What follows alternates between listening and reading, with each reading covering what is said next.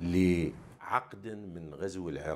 joined by Mr. Salim al-Jumaili, former chief of the Iraqi Intelligence Service's American office.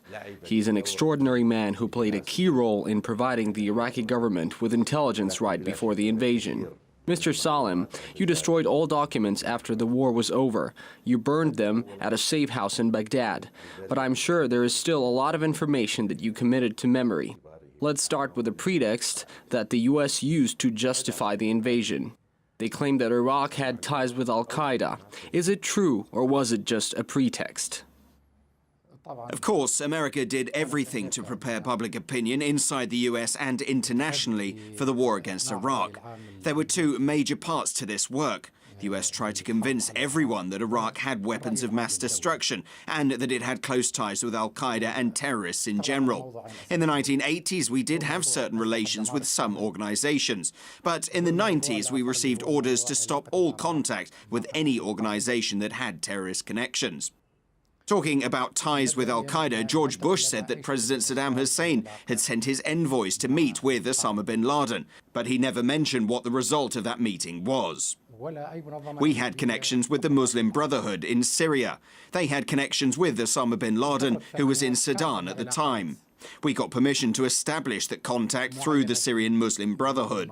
Our message to Osama bin Laden was, we all were against the American presence in Saudi Arabia. We had the same enemy, therefore we could work together, undermining the Saudi regime and pressuring it to remove Americans from the Arabian Peninsula. Then we got a reply from bin Laden. He said the Ba'ath regime in Iraq was apostate, and that it was because of the Iraq regime that the Americans came to the Middle East. Therefore, he couldn't have any contacts with this regime. There were other attempts to establish a connection, but Osama bin Laden's position never changed. Americans also contacted bin Laden. They were the ones who transferred him to Afghanistan to fight against the Russians. If bin Laden refused to work with Saddam Hussein, does it then mean that it was the U.S. who cooperated with al-Qaeda and not Iraq? I would not define it as cooperation, though, as it was later revealed, they did have contacts. They coordinated their actions and supported al-Qaeda's fight against the Russians in the Soviet Union. When Bush said that Saddam Hussein sent an envoy to bin Laden, he didn't talk of the results of that mission. So formally his statement was true, but in terms of the meaning, he was wrong. Now let's talk a little bit about the weapons of mass destruction. Did Iraq really have these weapons as America claimed when it invaded the country? One more thing about al-Qaeda. Before the war against Iraq, the US media talked a lot about Abu Musab al-Zakari, who allegedly was in Iraq and had connections with the Iraqi regime. We searched but didn't find Musab, so we had no connections with Musab or al-Qaeda. There was an attempt to establish a connection with the Taliban through one of the ministers, who was in Pakistan. Iraqi intelligence proposed this, but Foreign Minister Tariq Aziz said that it was an unstable regime and it wouldn't benefit Iraq to have relations with it. Did Iraq actually have WMD that could threaten the entire world or the region? They fabricated a certain problem, analyzed it and drew their conclusions based on that. The data they received from various sources wasn't true. This was their attempt of swaying public opinion. In terms of the intelligence operation, Iraq was a closed country, and they obviously had no sources within the country that would have told them the truth. So they relied on other sources that fed them lies, such as, for instance, photos of trucks, portable labs which, according to their allegations, were used for producing chemical weapons. They were actually used for checking food products supplied for the government. But they took photos of those labs and presented them as units for producing WMD. I am absolutely convinced had the Americans had an Iraqi source that was telling them the truth, they wouldn't have done what they did, in spite of having problems between the CIA and the National Security Advisor, who wanted to impose her opinion by making certain changes in the CIA reports. In the counterintelligence business, you should let the opponent have its sources inside your country, who you keep under control. You should ensure that there's a certain information leak to the extent you want to have it. Before the war, in our secret communication, we confirmed that they convinced the world in the need of entering Iraq in order to resolve two major issues, WMD and ties with al-Qaeda. But what would they tell the world if they invaded Iraq and didn't find WMDs or ties with al-Qaeda? You may have noticed that the entire talk was held in a different key. After a while, they changed the entire plan, and they said they were pursuing democratic goals in Iraq. And once chaos began in Iraq, they called it constructive. Chaos seized the entire Arabic region. In their strategy, they believed that America would rule this whole area once they overthrew Saddam Hussein. But it actually worked out the opposite way, when chaos seized the entire area. Were you prepared for cooperation with the international community, for instance, with Europe or the U.S. in their counter-terrorism area? We were, and we sent a number of letters on that matter. In 1993, a truck full of explosives drove into the World Trade Center. That attack was developed and executed by an Iraqi American who came from Samarra, Iraq. This man fled back to Iraq following the attack. The Iraqi intelligence detained him and put him on trial. We were willing to extradite him. He was an American and we had no right to keep him. But we wanted to have guarantees that the extradition would take place within the official framework. When handing such a man over, both sides were supposed to sign statements of transfer and acceptance in presence of an intermediary. We drew up those statements, which were very explicit, and the Americans refused to sign the acceptance statement. And the only reason they did that was to claim that Iraq was reluctant to cooperate in the war with terror? That's right. It is said that you've penetrated into the U.S. Department of Defense. Is that true? We have recruited a high-ranking officer from the United States Department of Defense. However, not all of this information was genuine.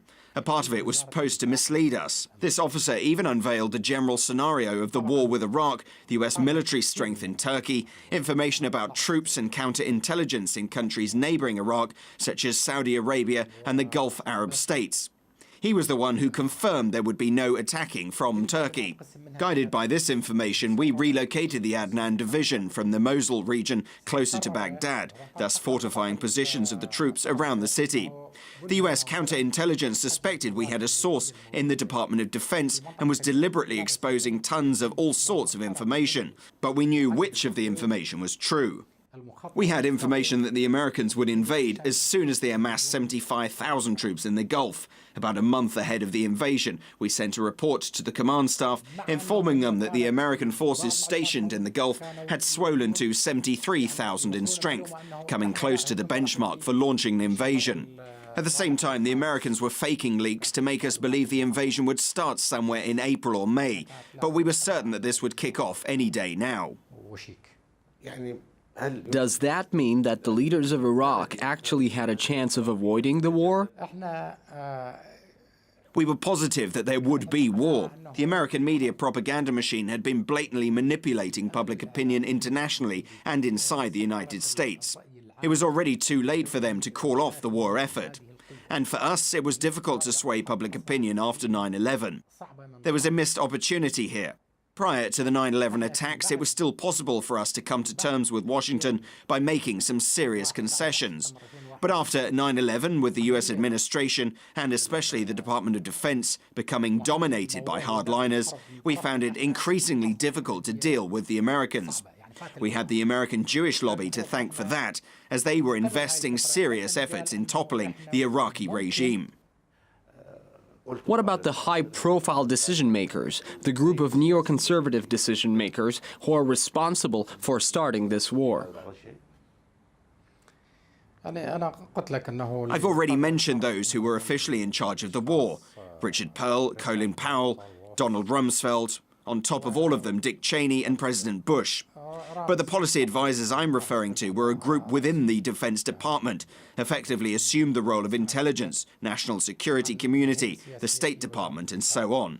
During the period in question, strategic decisions were made exclusively by a single institution, the Department of Defense. The Department of State objected to their war plan, and so did the CIA. The CIA told the Pentagon, "Toppling the Iraqi regime is the easy part, but what are your scenarios for Iraq once you remove Saddam Hussein?" The DoD replied, "Just let us overthrow him, and then everything will stabilize." That's the kind of mind frame that dominated the American war effort. There was no sustainable long-term strategy, and that's why it all ended in chaos. Now look what happened to Iraq after 2003. We'd warned the Americans that if the regime would fall, Iraq would devolve into a jihadist stronghold, and Iran would expand its area of influence across the Gulf region. It was us who checked terrorist activity and contained Iran's quest for regional domination. I'm sure that all of our messages and information did reach US decision makers up to the very top. Did the Iraqi leadership believe that America would stop short of starting the war because of its pragmatic policy and little interest in wreaking havoc and endangering its allies in the Persian Gulf? I think our leadership believed that the US administration could foresee the implications of toppling the Iraq regime. That the American administration would do something as stupid as letting the Iraq regime fall and allowing al-Qaeda and Iran to spread their influence across the region was totally inconceivable. Our authorities thought that the war wouldn't last long and that afterwards the US would put forward certain conditions and we would say yes.